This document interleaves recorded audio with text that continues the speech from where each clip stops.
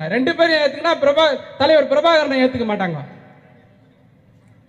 ஆனா மூணு பேரையுமே ஏற்றுக்கொண்டு இந்த சமூகத்தில் களமாடக்கூடிய தமிழ் தேசிய இயக்கங்களாக ஒன்று கூடியிருக்கிற இந்த தலைவர்களுக்கு முதல் நாம் நன்றி சொல்ல வேண்டும். நீ யாரை விட்டுட்டு நீ போறானாலும் சரி, அது பாப்பானுக்கு வசதியா போயிடும். பரவாயில்லப்பா, இந்த வழி வரல, இவனுங்க நமக்கு தொல்லை இல்லாம இருக்குதுன்னு கணக்கு போடுவானுங்க. இந்த மூணு பேரையும் நம்ம நினைச்சு போராடினதான் உண்மையான பார்ப்பன எதிர்ப்புக்கு சமமாக போராடிய தலைவர்களாக அர்த்தமாகும். சரி, சட்டத்தை வகுத்த நாள போட்டுக்கிறாங்க, கொளுத்துற நாளையும் போட்டு வச்சுக்கிறாங்க, என்னையா இது அப்படின்னு கூட சில பேர் யோசிப்பாங்க. அரசியல் சட்டத்தை வகுத்து தந்த நாளையும் கொண்டாடுறாங்க, கொளுத்துன நாளையும் கொண்டாடுறாங்க. இது என்ன, இது ஒன்னும் புரியல அப்படின்னு யோசிப்பாங்க. அம்பேத்கர் சட்டத்தை எழுதி முடித்த உடனே சொல்றாரு, என்ன ஒரு வாடகை குதிரை மாதிரி பயன்படுத்தினானுங்க அப்படின்னு வேதனையை சொல்றாரு. நான் இந்த அரசியல் சட்டத்தை எழுதி முடிச்ச பிறகு அம்பேத்கர் சொல்றார் வேதனையாக, நான் ஒரு வாடகை குதிரை போல என்னை பயன்படுத்தி கொண்டார்கள் இந்த பார்ப்பனர்கள் அப்படின்னு. முதல்ல இந்த சட்டத்தை கொளுத்தினா நான் தான் முதல் ஆளா இருப்பேன்னு சொன்னவரும் அம்பேத்கர் தான். அதை நடைமுறைப்படுத்திய தலைவன் தந்தை பெரியார். அரசியல் சமத்துவம் வேண்டும் என்று அரசியல் சட்டத்தை எரித்தார் பெரியார். சரி, அரசியல் சட்டத்தை வகுத்தாங்க.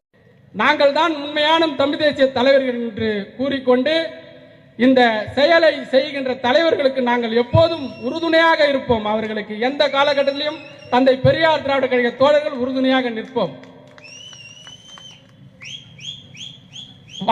நம்ம கஸ்தூரி இப்ப கொஞ்சம் பேசிட்டு சிறைக்கு போயிட்டு வந்தாங்கல்ல, அந்த பிரச்சனை வர்றதுக்கு காரணமே மதிவதனி அவர்கள் மக்கள்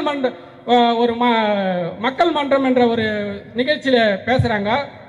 பேசும்போது 3% பார்ப்பனர்கள் சொல்லிட்டாங்க உடனே அர்ஜுன் சம்பத் தோம்னு குதிச்சுக்கிட்டு வரான்.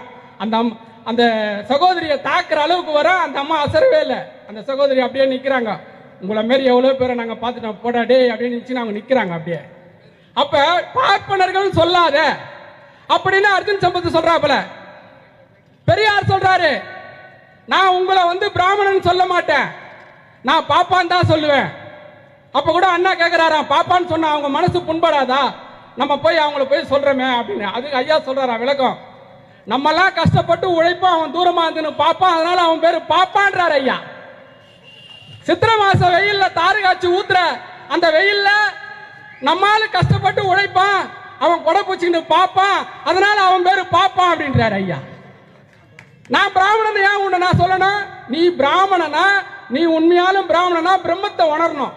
பிரம்மத்தை உயிரோடு இருக்கும்போது நீ உணர முடியுமா? சாவு, லாரி வந்தா செத்து போயிடும் சொன்னான் பாரு சீமான், அந்த மாதிரி செத்தாதான் நீ பிரம்மத்தை உணர முடியும். அப்ப நீ பிராமணன் கிடையாது. ஐயங்காரு, நீ என்னடா அம்பாசடர் கார், நாங்க என்னடா பிஎட்டுக்காரு, உன்னை நாங்க ஐயங்காரு சொல்லணுமா? அப்ப நீ பாப்பான், நாங்க பேங்க்ல எடுத்துட்டு போய் நகையை வைப்போம், நீ நிறுத்தி பாப்ப, அதனால உன் பேரு பாப்பான்.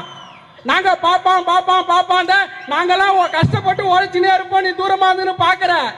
ஒரு கொளுத்து வேலை செய்யறது இல்ல, நடவு நடுறது இல்ல, ஒரு பஞ்சர் போறது இல்ல, எந்த வேலையும் உழைப்பில பங்கெடுக்காத பாப்பான், நீ காலம் ஃபுல்லா பார்த்துன்னு இருப்ப, அதனால பாப்பான்னு உண்ட நாங்க பாப்பான்னு சொல்றோம். இத சொன்னதுனால இவனுங்க ஒரு கூட்டம் ஒண்ணு போடுறானுங்க, ஆர்ப்பாட்டம் நடத்துறானுங்க. அந்த ஆர்ப்பாட்டத்துல கஸ்தூரி பேசுறாங்க, 300 வருஷத்துக்கு முன்னாடி வந்த இவங்கெல்லாம்